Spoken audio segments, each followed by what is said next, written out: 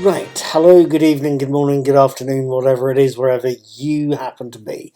My name is Paul, I'm also called Knickknack. I'm the brains behind Knickknack's Old Peculiar, the world's most boring blog. I'm also the man who does the Daily Teaser, which is a set of hopefully fun, enjoyable and mentally challenging, fun, enjoyable quizzes. I talk about movies when I do watch them, and I haven't just recently, so I may start poking around for something. And I also talk about TV shows I'm watching that I think you might be hearing about, or that you might be interested in hearing my thoughts about. Over the past few days, as you may or may not know, we've marked the 60th anniversary of TV show Doctor Who here in the UK. As well as that, it's been marked by anybody with access to Disney Plus who are outside the UK. I've been watching the 60th anniversary specials, all the palaver about it, and catching the specials themselves. I caught the first one, The Star Beast, last night on Saturday the 25th. This is my video review of said episode, and I wanted you to know what I thought. Episode 1 opens with a new Whoniverse ident, and then shifts to show us the 14th Doctor, David Tennant, addressing us directly, reminding us that he had a friend called Donna, Catherine Tate, whose memory he's had to wipe in order to save her life. We also see Donna breaking the fourth wall, telling us her life is going very well, but she feels there's something missing. And she tells us she's having dreams that something dreadful is coming. The scene shifts first to the newly revamped opening credits, and then shifts again to show the TARDIS materialising in a darkened corner of Camden Market, and showing us a newly regenerated 14th Doctor happily nosing his way around London's version of a Turkish souk, until he spots one shopper having trouble carrying a pile of boxes and decides to help them restack the things, only to find that the overburdened shopper is Donna Noble, the one person on Earth he has to keep away from. Thankfully, Donna is unaffected by seeing somebody that she literally has absolutely no memory of. She's more concerned by the fact her 15-year-old daughter Rose, Yasmin Finney, is buying supplies for her online business rather than doing her homework. She's also completely worried that the mysterious stranger has restacked her packages in the worst possible way, leaving Donna very distracted, whilst everyone else in Camden Lock Market watches the spaceship crash not that far away. There's only one thing for it. The Doctor has to investigate the ship and the crash. Not only could somebody on the ship be in trouble, but it gets him away from Donna. Now, what did I make of the Star Beast, of this first anniversary episode of a revamped Doctor Who? I have to confess I had something of a bad week this week and went into the episode feeling decidedly grotty. By the end of the episode, I felt vaguely disappointed. That's not to say the Star Beast is bad, far from it, just that I had a very ambivalent reaction to it. For starters, I can't fault the ensemble performance. Tennant and Tate put in the expected good performances, and I can't fault them for that. Yasmin Finney was great as Rose. Having somebody transgender playing a trans character, firstly, it shows those of us unfamiliar with the trans community, me included, a slice of their lives and the kind of social difficulties they face. The casting allows Miss Finney, who's trans herself, to draw on personal experience. What I gather from some of the interviews I've seen with her, those experiences weren't easy. Unlike that of Coronation Street trans character, Hayley Cropper, played by cisgender actress Julie Hesmondley. Hesmondley? I'm not too sure how her surname's pronounced, but at any rate, Julia's casting didn't seem to allow for that. It seemed counterintuitive because it didn't allow for that personal knowledge, and although I'm told she played the character well, it seemed similar to getting a white actor to play Malcolm X or Martin Luther King. It seemed similar to getting a white actor to play a known black historical figure. So Yasmin's casting there is very helpful. Just as an aside there, I will happily admit to not knowing many people in the LGBTQI plus community. That's a mouthful, isn't it? And more specifically, I don't know that many trans people. So dealing with members of the community isn't something I'm necessarily good at or comfortable with. I can only hope biting my tongue to stop the less tactful questions and being polite hides my unfamiliarity with somebody who has a very different life experience to me. At any rate, that's possibly beside the point. Yasmin Finney put in a very sympathetic performance as Rose and has a very good, very beautiful speaking voice. I thought that from the minute I saw the preview clip of her and the Meep that aired on YouTube a couple of days ago.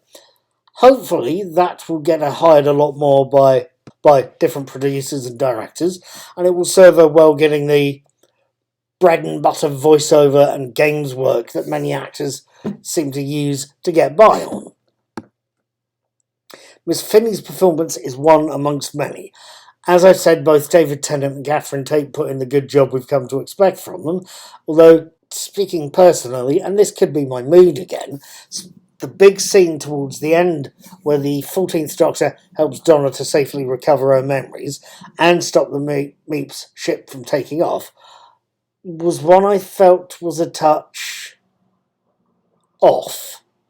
It relies on replaying a version of the climactic scene from Journey's End where the 10th Doctor has to wipe Donna's mind and memories. And it seemed off, seems to be the best way I can put it. It just seemed a little offbeat. But that's a gripe. That's a relatively minor gripe. And as a counterpoint, for the rest of the episode, both performers put in a sterling job. The other standouts, as I've said, Yasmin Finney was great. Miriam Margolyes, the veteran performer, was an utter delight voicing the villainous Meep. She really was quite something.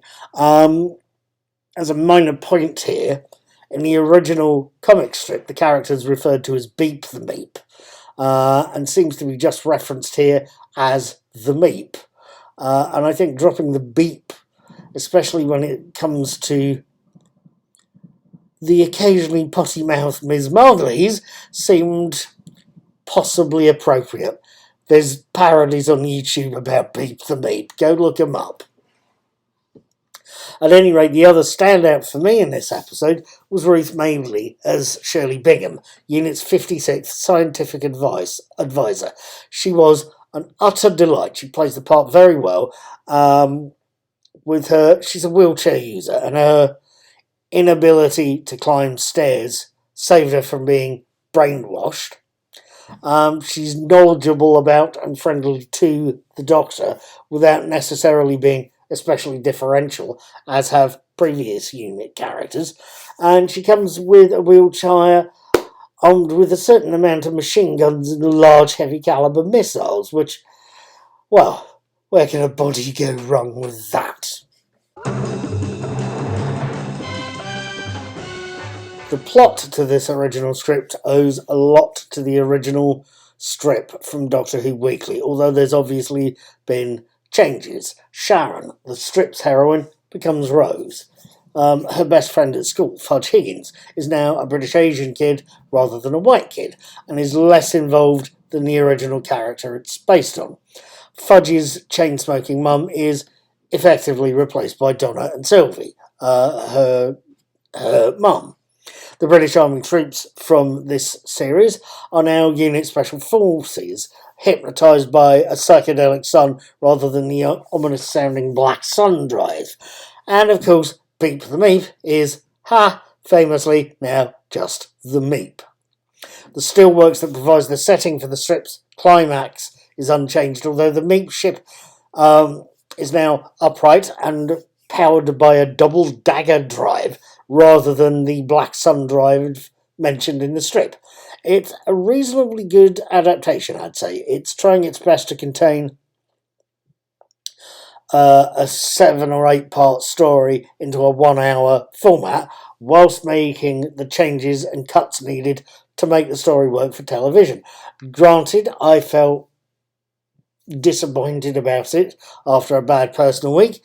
I felt after immediately watching the Star Beast that it was possibly a touch too retro for me to be completely happy with. It was an old story. It's an old Doctor and an old companion. But it's no different in that sense from some of the other anniversary stories that we've had to date. I felt that, and I felt it didn't answer the question of why the 14th Doctor looks like the 10th. After a night sleeping on the things, though, I felt less let down and somewhat more engaged and somewhat more upbeat about things. I also felt caught by a couple of points. We get to see the new TARDIS interior, and I have to say I'm impressed. The 13th Doctor's, the Jodie Whittaker Doctor's blue and gold crystal TARDIS interior looked fantastic. It really did look utterly different, but it had no internal doors. No internal doors whatsoever. Nothing that told us this is a big ship. The new glowing white multicoloured interior, it makes sense, trust me, has interior doors, has circular interior doors that slide in and out.